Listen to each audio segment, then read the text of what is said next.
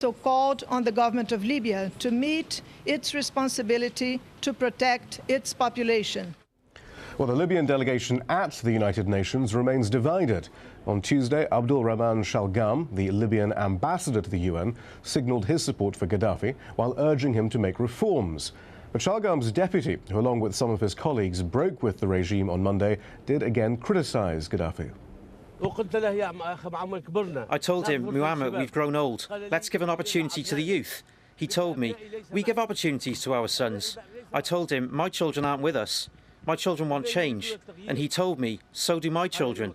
During these difficult circumstances, when I see people, these sycophants who used to kiss his hands and his head, those bastards have now betrayed us. They are dogs. They've betrayed us.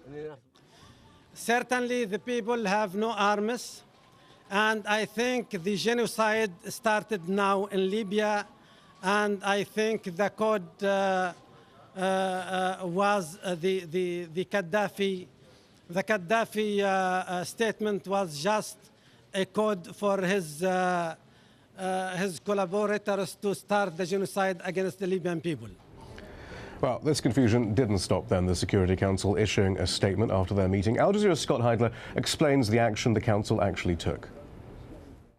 We know that the Security Council, member of the mission, one of the permanent 5 missions to the Security Council, they told us that the main reason they went for this press statement, and that's the statement that we saw the Brazilian ambassador read out, that was what they put forth today because it was the quickest thing to get out. There's another statement above that called a presidential statement, but that could have been delayed. So what it comes down to is the Security Council felt it important, critical to get something out today, and it came out in this press statement. Now, what's down the line? If this continues, if we see more violence in Libya, there's the possibility that they could reconvene an emergency meeting, and then possibly more action can come out of that, or I should say any action outside of just reading a press statement. The United Nations is all about protocol and diplomacy, so it is the ambassador who does have the official capacity to sit in front of the Security Council, and it was him who did address it. But as we saw, the deputy ambassador, he is still here. He's still in the United Nations headquarters building here in New York, and he came out and said those statements about genocide and terrorists and Gaddafi calling on his terrorists to carry out this genocide. He said that in the building. He might not have said it in the Security Council, but he is still here representing that mission. Scott Heidler at the UN. More reaction from the Americas in a few minutes, but now let's return to Sohail in Doha. Thanks very much, Shihab. Well, across Europe, hundreds of protesters have rallied demanding their governments take action over state violence in Libya. Rory Challens reports now from London. As the violence increases in Libya, the voices of condemnation against Gaddafi are getting louder. On streets across Europe, there have been solidarity protests calling for the Libyan leader to stand down. In London, hundreds gathered outside the home of the British Prime Minister. They handed in a petition asking the British government to push for the closure of Libyan airspace. Meanwhile, just down the road at the Foreign Office, William Hague claimed Libya's state apparatus is collapsing. There are many indications of the structure of the state collapsing in many ways in Libya. It's turned out it hasn't so far involved Colonel Gaddafi's departure, but the resignation of so many ambassadors and diplomats, reports of ministers changing sides within Libya itself, shows that the system is in a very serious crisis. In Germany, further protests. The German foreign minister soon responded. We urge the Libyan government to immediately stop the violence against the citizens of their own country. If Libya continues to violently put down protests by their own people, sanctions will be inevitable. And the Russian leader, speaking at a security conference, warned of the long-term instability implications for the region. It is quite possible that complicated events will take place, including the arrival of fanatics to power. This will mean fires for decades ahead and the further spread of extremism. In France, as protests continued, the government announced it was sending 3 planes to evacuate its citizens. Late on Tuesday, the French Foreign Ministry said one of those planes was refused permission to land in Tripoli and was rerouted to Malta. Rory Challens, AlJazeera, London. The Arab League has blocked Libya from taking part in the group's meetings. The decision comes after the organisation held an emergency meeting in Cairo to discuss the Libyan uprising.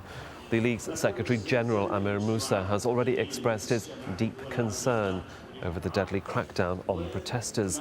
However, the League stopped short of suspending Libya from the organisation. Shireen Tadros sent this report from the Egyptian capital, Cairo. Well, after a 3-hour meeting, the Arab League issued a statement that's been seen as neither strong in words or action.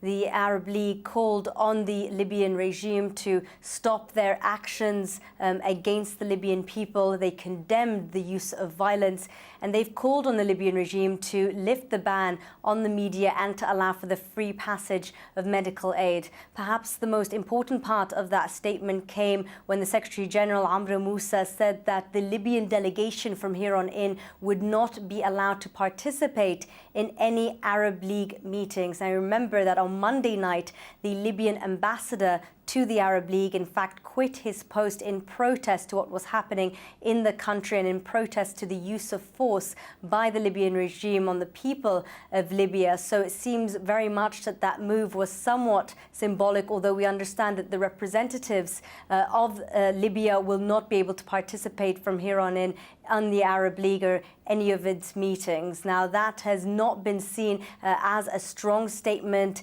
here in Egypt and beyond. We've heard messages from opposition figures in Egypt saying that that was a weak statement. Of course, the members of the Arab League are in fact in a difficult position. Although they can be unanimous in their condemnation of the violence, when it comes to talking about uprisings, well, Yemen, Morocco, Algeria, Bahrain, all of these are members of the Arab League, and they're also experiencing their own uprisings, or at least the start of uprisings in their own country. So it was always going to be a tricky situation for them to issue a statement about the legitimate right of people in the Arab world and beyond to topple their government and to express their want for change. Shireen Tadros there in Cairo. Well, outrage has now been expressed in the capitals of the world's most powerful countries, but not much has been done in the way of concrete action. Barnaby Phillips has been looking at why all those strong words are not translating into deeds. Another day of protests in London, but does Muammar Gaddafi hear what the world is saying? This is unacceptable. We need to see the violence stop. We are extremely concerned with events. This must stop immediately. Condemned very clearly the repression that is ongoing. To express our absolute condemnation. Condemn it utterly. And now America has joined the chorus. The United States continues to watch the situation in Libya with alarm. Our thoughts and prayers are with those whose lives have been lost and their loved ones, and we join the international community in strongly condemning the violence, as we've received reports of hundreds killed and many more injured. Well, you can see how passionate the crowds are here outside Downing Street, but for all the frustration we're seeing here, it also seems that governments outside Libya have a very limited ability to actually influence events on the ground in that country now. Of course, oil and gas